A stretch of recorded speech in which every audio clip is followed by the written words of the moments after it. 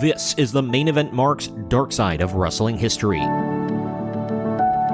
Vince McMahon's name is synonymous with professional wrestling. He is the undisputed architect of its modern era, transforming the regional World Wrestling Federation, WWF, now WWE, into a global entertainment powerhouse. After acquiring the company from his father in 1982, McMahon defied established norms, aggressively expanding the WWF nationally and internationally. He shrewdly signed top talent like Hulk Hogan, leveraged pop culture partnerships with MTV, and created the spectacle of WrestleMania in 1985, which ignited a wrestling boom. Under his vision, the WWF became a family-friendly, pay-per-view-driven brand, captivating massive audiences worldwide. Yet, beneath the veneer of unparalleled success, McMahon's career has been perpetually shadowed by a pervasive dark side marked by controversies spanning decades, from accusations of monopolistic practices to grave allegations of misconduct and abuse. The 1980s laid the groundwork for both Vince McMahon's ascent and controversies that would follow. His aggressive expansion strategy, breaking from the long-standing territorial system of professional wrestling,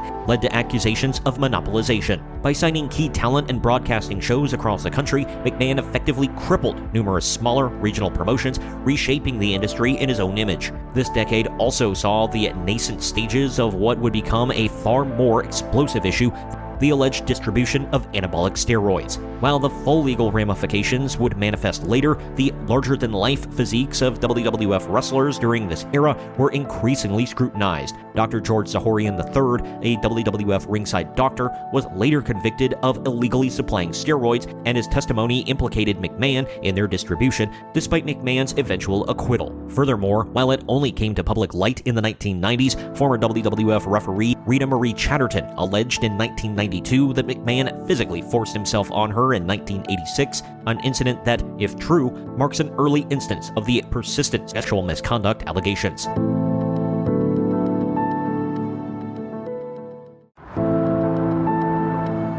The 1990s proved to be a particularly turbulent period for Vince McMahon and the WWF, with significant legal and public relations battles. The most prominent was the steroid trial in 1994, where McMahon was indicted on charges of conspiracy to distribute anabolic steroids to his wrestlers. Though he was ultimately acquitted after a highly publicized trial, the proceedings exposed widespread steroid use within the company, severely damaging the WWF's public image and intensifying scrutiny on the wrestling industry. Simultaneously, the early 1990s saw more misconduct allegations surface, including Rita Marie Chatterton's public accusations of rape from 1986, which, although unproven in court due to statute of limitations, cast a long shadow. Broader allegations of sexual harassment by other WWF employees also contributed to the negative press. Beyond legal woes, the infamous Montreal Screwjob in 1997 profoundly impacted McMahon's public persona. In this shocking real-life event, McMahon orchestrated Bret Hart's unexpected title loss at Survivor Series 1997 to prevent Hart from leaving for rival WCW with the championship.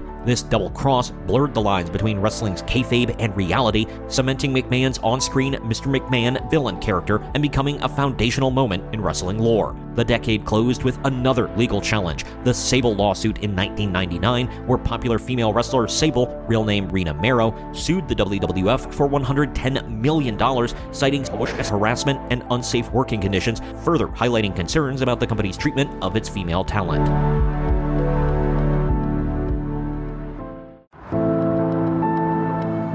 As the WWF, eventually WWE, entered into the 2000s, a period of unprecedented growth and global dominance, controversies continued to dog Vince McMahon. His ambitious, though ill-fated venture into professional football with the XFL in 2001 proved to be a spectacular and costly failure. The league's rapid demise, marked by low ratings and a perception of being more theatrical than athletic, resulted in significant financial losses and widespread public mockery of McMahon. However, arguably the most tragic and impactful controversy of the decade was the Chris Benoit tragedy of 2007. When Benoit murdered his wife and son before committing suicide, it sent shockwaves globally. WWE's initial on-air tribute to Benoit was swiftly retracted as the horrific details emerged, triggering intense public and congressional scrutiny of WWE's drug testing policies, wrestler health, and the potential link between concussions, later understood as CTE, and violent behavior. McMahon and WWE faced immense pressure, leading to the implementation and stricter enforcement of the WWE wellness policy. Despite the heightened attention on wrestler welfare,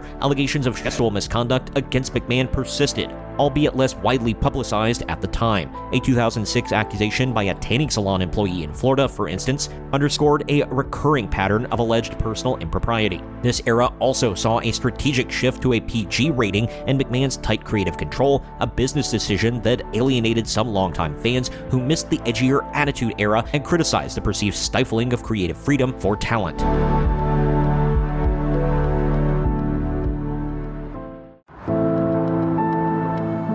Vince McMahon's active tenure in WWE and later in its parent company, TKO Group Holdings, reached a definitive and highly controversial conclusion driven by a cascade of more misconduct allegations and hush money payments. In June 2022, the Wall Street Journal revealed an investigation into a $3 million payment McMahon made to a former paralegal, which quickly expanded to over $12 million in payments to 4 women over 16 years, all to secure non-disclosure agreements regarding alleged sexual misconduct. This escalating scandal forced McMahon's retirement as chairman and CEO of WWE in July 2022.